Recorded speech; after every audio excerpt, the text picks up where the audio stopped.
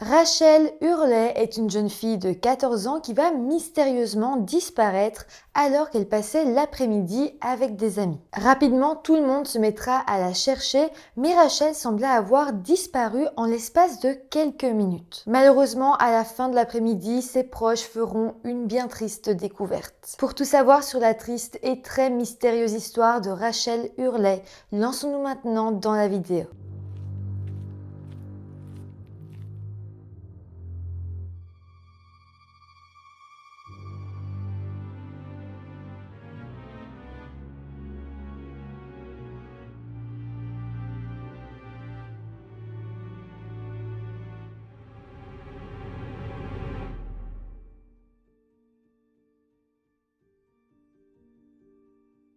Hello tout le monde, j'espère que vous allez bien. Je vous retrouve aujourd'hui avec une affaire américaine qui s'est passée en Floride et qui est encore totalement irrésolue aujourd'hui. C'est une affaire totalement mystérieuse, mais d'un autre côté, je ne comprends pas comment c'est possible qu'elle n'ait pas été résolue parce qu'il y a quand même beaucoup de choses, beaucoup d'éléments dans cette enquête et pourtant, encore aujourd'hui, la police, le FBI cherche à savoir ce qu'il s'est passé. Sinon, avant de commencer la vidéo, comme d'habitude, je vous rappelle de vous abonner à la chaîne si ce n'est pas encore fait. Ça m'aide énormément, ça me motive énormément. Donc voilà, n'hésitez pas. Je vous rappelle qu'au mois d'avril, je sors une vidéo par jour pendant tout le mois. Et voilà, maintenant que tout ça est dit, lançons-nous dans la vidéo. Nous sommes en 1990. Rachel Hurley est une jeune fille de 14 ans vivant aux États-Unis dans l'état de la Floride, dans la ville de Jupiter Inlet Colony. Elle vivait avec ses parents Andrea et Daniel Hurley ainsi que sa sœur Erika. Rachel était scolarisée à l'école Jupiter Middle School et là-bas, elle avait énormément d'amis. Elle jouait d'ailleurs dans l'équipe de softball de son école et elle était l'une des meilleures de son équipe. Mis à part ça, elle adorait aussi la musique, en particulier le groupe Guns N' Roses et elle était totalement fan du film Top Gun. D'ailleurs, elle avait décidé grâce à ce film qu'elle voulait devenir pilote de chasse quand elle serait grande. Mis à part ça, Rachel passait son temps libre à voir des amis et à faire diverses activités, ce qui fut d'ailleurs le cas du vendredi 16 mars 1990 parce qu'elle devait aller dormir, faire une soirée pyjama chez deux de ses amis qui s'appellent Erin et Maddie. Le lendemain d'ailleurs, le samedi 17 mars 1990, donc le jour de la Saint-Patrick, Rachel et ses deux amis ont rejoint d'autres amis de leur groupe pour aller faire du bateau tous ensemble. Alors, je précise que ni Rachel ni aucun de ses amis avaient précisé à leurs parents qu'ils allaient faire du bateau tous ensemble parce qu'ils savaient que les parents auraient refusé. Donc simplement, ils avaient dit à leurs parents qu'ils sortaient un petit peu à l'extérieur, mais sans donner plus de détails. Donc pour cette balade en bateau, Rachel était accompagnée de 7 amis, 5 filles et 2 garçons. Ils ont alors navigué à hauteur du parc du Bois. Tout se passait alors très bien, mais à 14h45, Rachel va dire à ses amis qu'elle n'avait pas du tout vu le temps passer, mais qu'elle avait prévu de rejoindre sa mère à 15h et qu'elle devait donc immédiatement être ramenée pour qu'elle puisse la rejoindre. En fait, la maman de Rachel avait prévu de l'aider à vendre des billets pour un petit déjeuner organisé par l'équipe de softball de son école. Rachel n'avait pas voulu faire ça seule, donc sa maman s'était libérée pour pouvoir l'aider, donc vous imaginez bien qu'elle voulait pas du tout être en retard. Son ami qui était le propriétaire du bateau l'a alors ramenée sur la terre ferme et là, elle va descendre du bateau au quai de Dubois Park. Quand elle descendra de ce bateau, elle sera accompagnée de son amie Maddie et Erin, chez qui elle avait dormi la veille, qui vont descendre pour l'accompagner. Rachel devait en fait retrouver sa maman au Carlin Park, qui se situait à plus d'1 kilomètre de là. En soi, c'était pas très loin, mais là, il était presque 15h déjà, et donc Rachel savait qu'elle allait devoir courir pour arriver à temps. Mais bon, ses amis, Maddie et Erin, vont lui dire « T'inquiète pas, on va marcher avec toi, on va pas te laisser seule aller jusque là-bas ». Donc, les 3 filles ont commencé à marcher assez rapidement pour aller jusqu'à l'autre parc. Mais à un moment donné, Maddie et Erin vont dire qu'elles avaient besoin d'aller aux toilettes. Elles se trouvaient justement à côté de toilettes publiques qu'il y avait sur la plage et donc elles ont dit à Rachel « attends-nous, ça va prendre 1 minute à peine ». Mais Rachel, elle était très pressée et donc elle a dit à ses amis qu'elle ne pouvait pas les attendre, qu'elle n'avait pas le temps. Elle a alors dit à ses amis Erin et Maddie qu'elle leur reparlerait plus tard et puis elle est partie en trottinant en direction du Carlin Park. Ses amies ne lui ont pas tenu tête et l'ont simplement regardé partir et puis elles ont été aux toilettes. Elles ont d'ailleurs pris leur temps sur place et elles ont décidé de se lisser les cheveux. En fait, elles voulaient pas avoir l'air trop décoiffées vu que leurs parents ne savaient pas qu'elles avaient fait du bateau, donc elles s'étaient dit on a un peu de temps, on va se relisser les cheveux pour avoir l'air bien et pour pas éveiller les soupçons des parents. D'ailleurs, Rachel s'était elle-même donné un coup de brosse à cheveux sur le chemin pour rejoindre sa maman au parc. En tout cas, Erin et Maddie sont restées un petit bout de temps dans les toilettes pour se coiffer et puis lorsqu'elles en sont ressorties, elles ont repris la route que Rachel avait empruntée juste avant. Elles s'attendaient alors à la rattraper, mais sur le chemin, elles ne trouveront aucune trace de Rachel. Elles se sont ensuite assises sur un banc dans le Carlin Park et elles ont attendu que leurs parents viennent les chercher à 15h30. Mais voilà, pendant qu'elles attendaient, elles ont alors vu la maman de Rachel, Andrea, en train de marcher dans ce parc. Andrea a alors fait signe à Maddie et à Erin et elle est venue leur parler, elle leur a demandé si elles savaient où était Rachel. Maddie et Erin vont alors dire à la maman de Rachel qu'avant, oui, elles étaient bien avec Rachel, mais qu'elle était partie avant elle pour arriver plus tôt au Carlin Park. Donc évidemment, tout le monde trouvait ça étonnant que Maddie et Erin soient arrivées au parc avant Rachel, vu que Rachel était partie plus tôt. Mais bon, dans un premier temps, personne ne va sembler inquiet, même Andrea ne sera pas inquiète du tout. À la place, elle sera même un peu énervée contre sa fille. En fait, Rachel lui avait promis d'être là à 15h et donc elle se disait que sûrement elle avait rencontré quelqu'un sur le chemin et encore une fois, elle n'avait pas vu l'heure passer. Donc voilà, Andrea était assez embêtée et elle s'est dit que quand sa fille réapparaîtrait, eh bien elle lui ferait une petite remarque. Andrea va alors attendre plusieurs longues minutes et Rachel n'arrivera pas. Au bout d'un moment, Andrea a même commencé à trouver ça anormal et elle s'est dit que peut-être il y avait eu un quiproquo, peut-être qu'elle s'était mal compris et que Rachel aurait pu lui donner rendez-vous dans un autre parc. En fait, Andrea savait que ça tenait vraiment à cœur à Rachel de vendre ses billets pour le softball et d'ailleurs elle était très investie dans son équipe et donc sa maman s'est dit que jamais Rachel aurait été en retard à ce point. À 15h30 ensuite, Maddie et Erin sont repartis parce que leurs parents sont venus les chercher et donc Andrea, la maman, est restée seule à attendre Rachel. Pour ce qui est de Erin et Maddie, elles n'avaient pas donné énormément d'informations à la maman de Rachel. En fait, elles s'étaient simplement dit que Rachel aurait pu effectivement rencontrer des amis sur le chemin et qu'elle aurait pu perdre du temps à parler avec eux. Ça restait par contre assez étrange selon elles qu'elle ne l'ait pas croisée sur le chemin, mais je pense qu'elles se sont dit que peut-être Rachel avait pris un autre chemin. En fait, il faut savoir que Rachel, c'était une fille vraiment populaire dans sa ville et elle croisait toujours plein de monde qu'elle connaissait. Donc clairement, ses amis se sont dit que ça devait être encore une fois le cas. Et je pense aussi que c'est pour ça qu'elles n'ont pas dit grand-chose à la maman de Rachel dans un premier temps, parce que je pense qu'elles essayaient simplement de couvrir leur amie. Mais en tout cas, peu de temps après que Erin et Maddie soient rentrées chez elles, elles ont reçu un appel d'Andrea, la maman de Rachel, sur le téléphone fixe de la maison. Andrea commençait en fait un peu à paniquer car elle n'avait toujours pas retrouvé sa fille. Elle voulait alors savoir si Maddie et Erin se rappelaient de comment Rachel était habillée quand elles l'ont quittée. Elles lui ont alors dit que lorsqu'elles ont quitté Rachel, elle portait un short gris et un haut de bikini rose et vert. Il semblait aussi qu'elle ait mis un t-shirt blanc avant de partir pour retrouver sa mère. Mais voilà, après ce coup de téléphone, les amies de Rachel vont elles aussi commencer à se dire que la situation devient étrange. Elles ont alors décidé de retourner à la plage pour aider à chercher Rachel. Elles ont alors cherché pendant une bonne heure, mais clairement, Rachel ne semblait être nulle part. Maddie et Erin ont alors décidé d'utiliser le téléphone public et d'appeler tous les amis de Rachel pour savoir s'ils ne l'avaient pas vue, mais au final, personne ne semblait avoir de ses nouvelles. Suite à ça, la nouvelle de la disparition s'est rapidement répandue dans toute la ville et en quelques heures seulement, tout un groupe de jeunes adolescents qui connaissaient Rachel se sont réunis sur la plage et dans le parc afin de la rechercher. À 17h, Andrea, donc la maman, va réellement se dire que quelque chose était arrivé à sa fille. Rachel était une adolescente responsable et elle avait tendance à ne jamais arriver en retard nulle part. Donc là, Andrea va prendre les choses en main et elle va décider d'appeler la police pour rapporter la disparition de sa fille. La police prendra cette disparition très au sérieux et après l'appel, à peu près 100 agents de police ainsi que des chevaux, des chiens, des bateaux et des hélicoptères ont rejoint la recherche. Les amis de Rachel ont voulu rester pour continuer à chercher avec les policiers, mais leurs parents n'étaient pas vraiment rassurés. Alors tous les adolescents ont été mis dans une sorte de salle ouverte pour eux, pour qu'ils restent là pendant que les parents cherchaient après Rachel. Les policiers aussi vont refuser que les adolescents continuent à chercher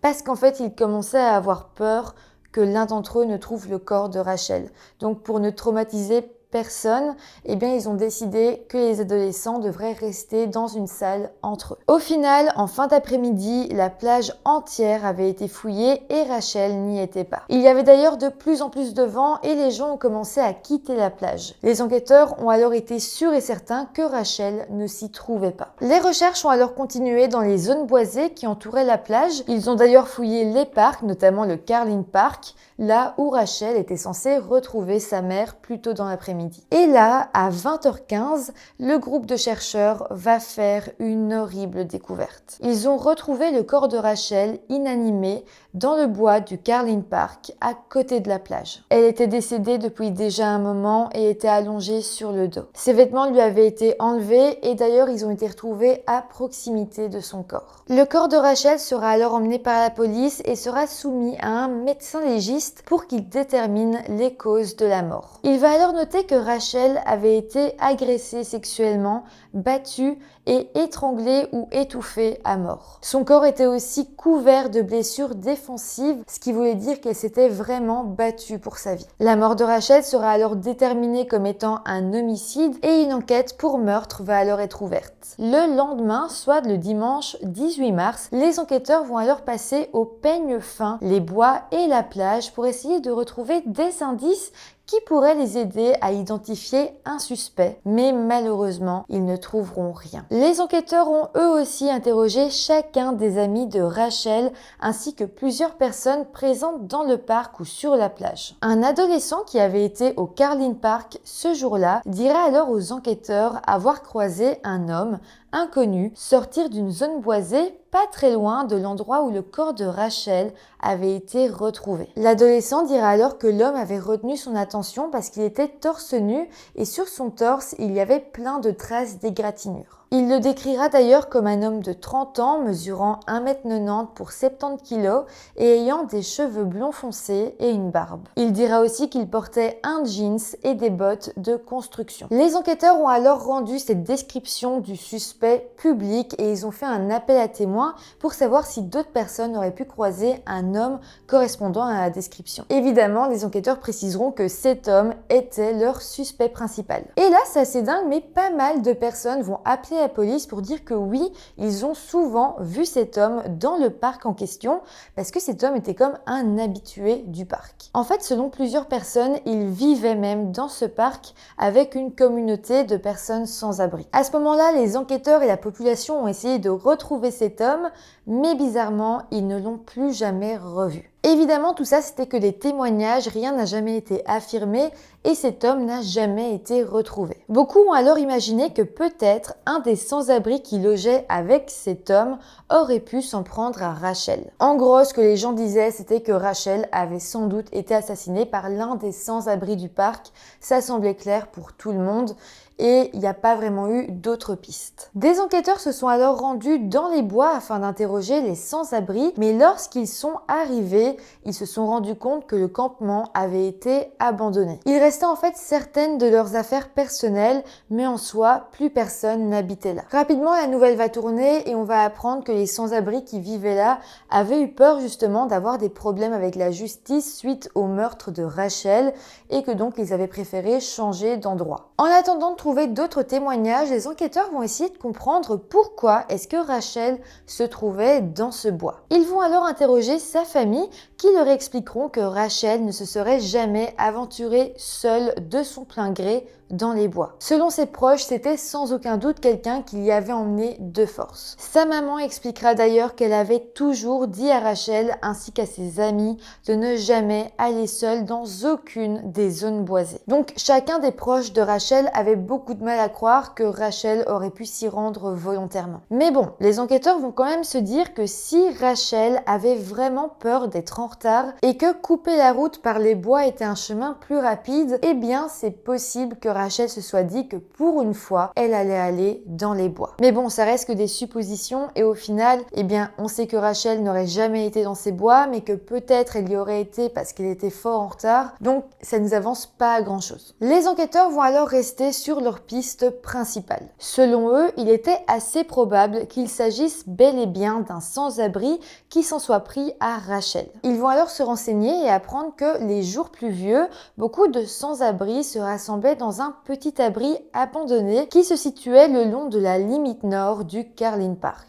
Les enquêteurs vont alors voir qu'il avait plu le samedi soir juste après la découverte du corps de Rachel. Les enquêteurs se sont alors demandé s'il était possible que le meurtrier de Rachel, s'il était bel et bien un sans-abri, ait pu aller à ce petit abri au nord du Carlin Park après son meurtre. Les enquêteurs se sont alors rendus sur place, ils ont perquisitionné l'endroit et ils ont fait un maximum de recherches pour essayer de trouver un indice ou quoi que ce soit, mais malheureusement, ils n'ont rien trouvé. Mais voilà, au bout de quelques jours, les sans-abri du Carlin Park vont enfin revenir sur les lieux. Les policiers vont alors se rendre sur place et constater qu'ils étaient plus de 50 personnes. Mais bon, au final, c'était assez positif parce que plus il y avait des gens, plus c'était possible que quelqu'un ait vu ou entendu quelque chose. Donc, ils vont interroger chacun des 50 sans-abri. Malheureusement, encore une fois, ça ne donnera rien et vraiment, chaque sans-abri dira qu'il ne savait pas du tout ce qui s'était passé et que bien au contraire, ils n'avaient rien à voir là-dedans et qu'ils avaient peur justement qu'on les associe à ce meurtre. Donc vraiment, cette enquête devenait de plus en plus compliquée pour les policiers. Au même moment, l'enterrement de Rachel a eu lieu et énormément de personnes se sont rendues sur place pour lui rendre hommage. D'ailleurs, depuis son assassinat, les plages étaient assez vides et tout le monde en ville avait vraiment peur. Notamment les parents d'enfants ou d'adolescents qui avaient vraiment peur de les laisser aller jouer dehors librement. Mais pour en revenir aux funérailles, 1000 personnes se sont rendues sur place, principalement des camarades de classe de Rachel qui ont tous pleuré abondamment la mort de leur amie. Les funérailles ont aussi été filmées par la police afin que les images puissent être revisionnées par des enquêteurs. En fait, c'est assez connu comme phénomène, mais souvent l'assassin d'une victime de meurtre se rend à son enterrement. C'est pour ça que les enquêteurs se rendent presque toujours à l'enterrement d'une personne victime de meurtre où l'affaire n'est pas résolue, parce que c'est là-bas qu'ils ont de nouveau le plus de chances de coincer le meurtrier. Donc voilà, à cet enterrement, les enquêteurs étaient là, mais en plus c'était filmé, tout était filmé pour qu'ensuite chaque image puisse être décortiquée. Après ça, les enquêteurs ont alors cherché après le moindre comportement suspect, mais encore une fois, ils n'ont rien trouvé. Entre-temps, une collecte de fonds a été mise en place afin de pouvoir collecter de quoi offrir une récompense contre toute information qui mènerait à l'arrestation du coupable et les policiers finiront par réunir 15 000 $ de récompense. Encore une fois, avec ça, les enquêteurs espéraient vraiment motiver des personnes à parler, mais là, ils vont recevoir quelques petits témoignages, mais rien d'important, et là, ça ne mènera encore une fois à rien. En fait, à ce moment-là, les enquêteurs étaient totalement désespérés parce qu'ils n'avaient rien, ils n'avaient pas un seul indice, et selon eux, c'était possible que le suspect, que le meurtrier, soit en fait un homme nomade qui soit passé par cette ville-là, qui ait commis un meurtre et qui soit reparti par la suite. Selon eux, le suspect avait déjà peut-être quitté la région ou même l'état de la Floride. Mais bon, dans tous les cas, pour éviter que quelque chose du genre se reproduise, la ville va prendre quelques nouvelles mesures. Des panneaux pas d'intrusion vont être dressés à la limite de la zone boisée entourant le Carlin Park. Et puis le sous-bois a été nettoyé dans l'espoir d'améliorer un minimum la visibilité. Aussi, l'abri qui se situait au nord du parc où les personnes sans domicile allaient se réfugier les jours de pluie a été détruit par la ville. De plus, les habitants demanderont à la police de patrouiller régulièrement dans les environs pour s'assurer que la zone reste sécurisée. Mais bon, malheureusement, à côté de ça, l'enquête faisait du surplace et au bout d'un moment, elle va tout simplement se retrouver au point mort. Je rappelle quand même qu'on était en 1990 et donc qu'il n'y avait pas toutes les possibilités d'analyse ADN qu'on a aujourd'hui. Donc, lorsque des années plus tard, les recherches sur l'ADN ont avancé, eh bien les enquêteurs ont décidé de réouvrir le dossier. Les échantillons prélevés sur le corps de Rachel des années auparavant avaient heureusement été conservés et donc les scientifiques de la police ont pu les analyser et un profil ADN pour le suspect a alors été développé. Les enquêteurs ont alors soumis ce profil ADN à ceux déjà collectés dans leur base de données, mais malheureusement, ils n'arriveront pas à trouver de correspondance. Par contre, même si l'ADN ne leur disait pas qui était le coupable, cet ADN leur permettait d'éliminer des possibilités. Depuis toutes ces années de recherche, les enquêteurs avaient tout de même dressé une assez longue liste de potentiels suspects et là, avec ce profil ADN, on a pu comparer l'ADN de tous ces suspects à l'ADN trouvé sur la victime. Et bien là, encore une fois, ça va démotiver les enquêteurs parce que 127 hommes vont être éliminés de la liste des suspects. Encore une fois, on était au point mort. Mais bon, les enquêteurs se disaient quand même que si le profil ADN du meurtrier ne correspondait à aucun ADN présent dans leur base de données, c'est que le meurtrier n'avait sans doute pas de passé criminel. Donc si le tueur n'avait jamais commis d'autres délits, eh bien les enquêteurs ont commencé à se dire que peut-être le tueur n'avait jamais eu l'intention d'assassiner Rachel. Ils se sont alors dit que l'attaque était probablement une agression sexuelle qui était allée trop loin et à ce moment-là, le meurtre n'aurait été qu'un accident. En fait, si c'était le cas, on n'était pas face à un meurtrier, on était face à un agresseur sexuel qui aurait, sans le faire exprès, commis un meurtre. Et ça, en fait, c'est une bonne nouvelle, parce que si la personne ne voulait pas commettre de meurtre, eh bien sans doute qu'elle a dû paniquer énormément et en paniquant, eh bien sans doute que le meurtrier a laissé pas mal d'indices derrière lui. Des indices que la police n'avait pas encore trouvés, mais des indices potentiels à trouver. De plus, s'il s'agissait d'un accident, c'est possible que le meurtrier ait ressenti de la culpabilité et que donc il ait parlé de son crime à quelqu'un. Donc ça amène les enquêteurs à penser que sans doute plusieurs personnes pourraient être au courant de qui est le véritable assassin de Rachel. Mais bon, malheureusement, même si un nouvel appel à témoignage a eu lieu, personne semblera donner de réels indices aux enquêteurs. Le FBI va alors se mêler à ça et des agents vont établir un profil du tueur. Selon eux, il s'agirait d'un homme blanc qui au moment des faits avait dans la vingtaine et qui était au chômage. Par contre, toujours selon les profilers, cet homme aurait pu venir d'une famille assez aisée. Aussi, selon les enquêteurs et les agents du FBI, même si l'affaire a eu lieu il y a des années, eh bien ce cas reste un cas qui pourrait être résolu à tout moment. C'est pour ça que pour les enquêteurs, pour la famille et pour Rachel, eh bien ça reste important de ne pas oublier cette affaire